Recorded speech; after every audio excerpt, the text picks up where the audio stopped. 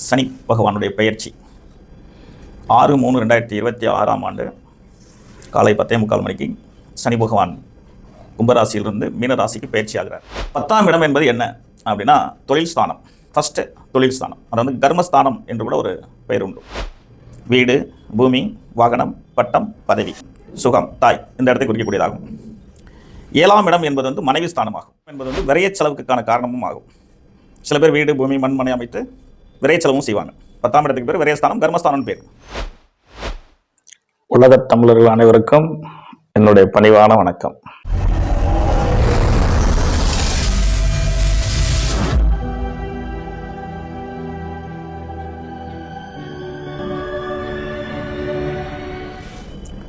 உலகத் தமிழர்கள் அனைவருக்கும் என்னுடைய பணிவான வணக்கம். எல்லோரும் எல்லா நலன்களும் பெற்று வாழ அன்னை பராசக்தியிடம் உங்களுக்காக பிரார்த்தனை செய்து கொள்வேன். உலகம் எங்கும் ஆவலோடு எதிர்பார்த்து கொண்டிருக்கின்ற சனி பகவானுடைய பெயர்ச்சி 6/3/2026 ஆண்டு காலை 10:45 மணிக்கு சனி பகவான் கும்பராசியிலிருந்து மீனராசிக்கு பயிற்சி ஆகிறார். இது வாக்கிய பஞ்சாங்கப்படி ஆகும்.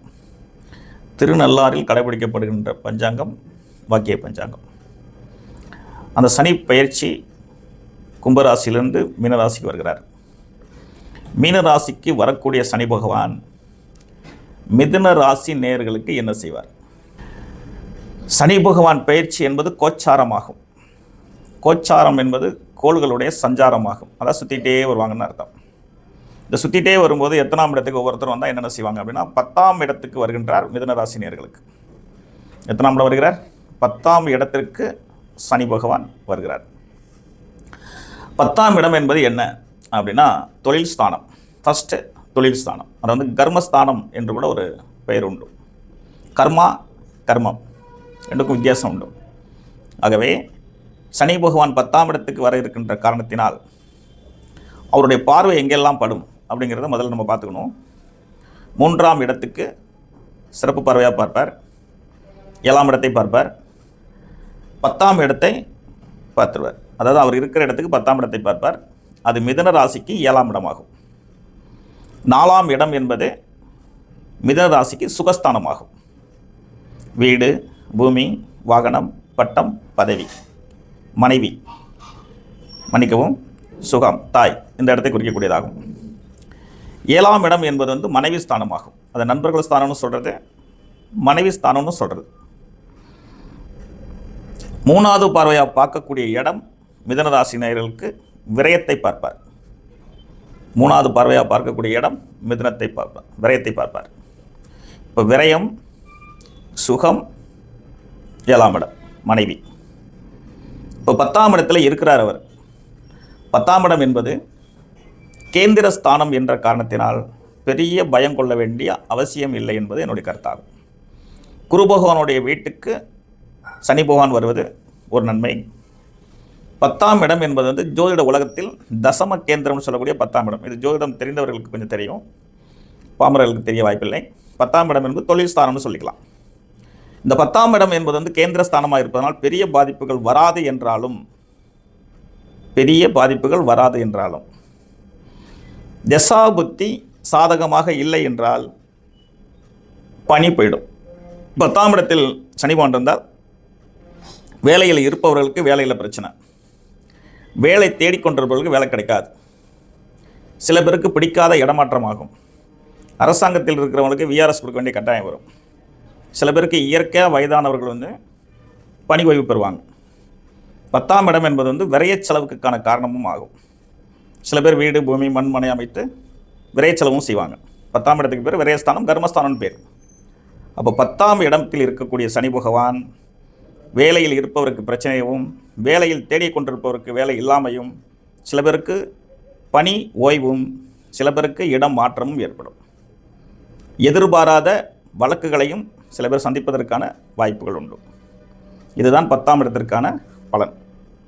தசாபுத்தி சாதகமாக இருந்தால் இப்போ நான் சொன்ன கருத்துக்கள் அனைத்தும் நடக்காமலே கூட போகலாம், நன்மையாக மாறிவிடும் என்பதில் சந்தேகத்திற்கு இடமில்லை. இப்போ விரயஸ்தானத்தை பார்க்குறார். அதான் விரயம்ன்றது வீடு, பூமி, வாகனம் அந்த மாதிரி வாங்கி விரைய செலவு பண்ணலாம். அடுத்ததாக 7வது பார்வையாக 4ஆம் இடத்தை பார்ப்பார். 4 என்பது வீடு. 4 என்பது வீடு, பூமி, வாகனம், கல்வி, தாய், சுகம். சில பேருக்கு உடல்நிலை பாதிப்பதற்கு வாய்ப்புகள் உண்டு.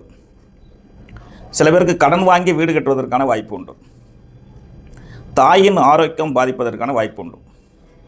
வாகனங்களில் சிறு தவறுகள் நடப்பதற்கும் விபத்துகள் நடப்பதற்கும் வாய்ப்பு உண்டு. குறிப்பாக கல்வியில் இருக்கக்கூடிய மாணவர்கள் கவனமுடன் படிக்க வேண்டும். இல்லை என்றால் கவனக்குறைவு ஏற்பட்டால் மார்க் குறையிறதுக்கான வாய்ப்பு உண்டு. ஏன்னா சனி பகவான் பயிற்சி ஆகிற காலத்தில் தான் பரீட்சைகள் வருது. எல்லா பள்ளிகளுக்கும் பரீட்சை நடக்க போகிறது. எல்லாருமே கொஞ்சம் கவனமாக இருக்கணும். ஏன்னா 4ஆம் இடம் என்பது கல்வி ஸ்தானமாகும். அதனால் உடல்நலம், தாயின் உடல்நலம், கல்வி, போக்குவரத்தில் அதிகமாக கவனம் செலுத்திக் கொள்வது நலம். இது திரும்பவும் சொல்கிறேன், தசாபுத்தி சாதகமாக இருந்தால் இத்தனையும் நன்மையாக நடக்கும். 7ஆம் இடம், திருமணம் ஆகணும்னு நினைக்கிறவங்களுக்கு திருமணம் ஆகாது. திருமணம் ஆகி இருப்பவங்களுக்கு மனைவிக்கு ஆரோக்கியம் கெடும். சில பேர் விவாதங்கள் பண்ணிக்குவாங்க, சில பேருக்கு ஆரோக்கியம் கெடும், சில பேருக்கு விலகி செல்ல வேண்டிய நிர்பந்தம் ஏற்படும், சில பேர் சந்தோஷமான நிலையில் வெளியூர் வெளிநாடு போவாங்க, சில பேர் பிரச்சனையில் விலக வேண்டிய கட்டாயம் வரும். அதனால் திருமணம் ஆகாதவர்கள் திருமணம் இப்போது செய்ய வேண்டாம். திருமணம் ஆனவர்கள் பொறுமையாகவும் நிதானமாகவும் விட்டு கொடுத்து நடந்தால் பெரிய பாதிப்புகள் இருக்காது. மனைவியோட ஆரோக்கியத்தில் கவனம் செலுத்தி கொண்டால் நிச்சயமாக பாதிப்பு வராது என்பது சந்தேகத்திற்கு இடமே இல்லை. அடுத்ததாக சனி பகவான் 10ஆம் இடத்துல இருந்து விரயஸ்தானம், 4ஆம் இடம், 7ஆம் இடத்தை பார்த்துறாரு.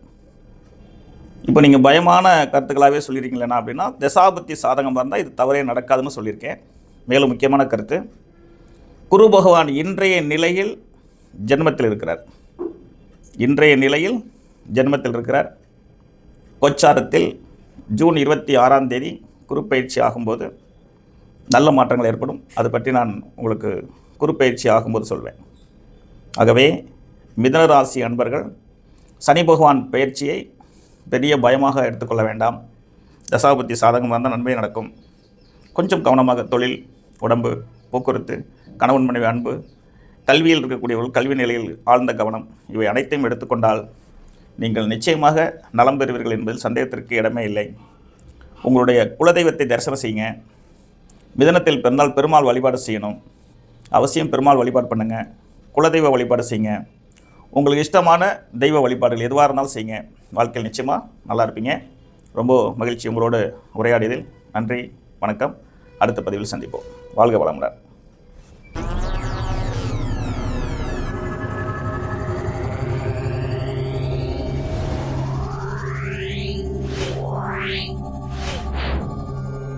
Yeah.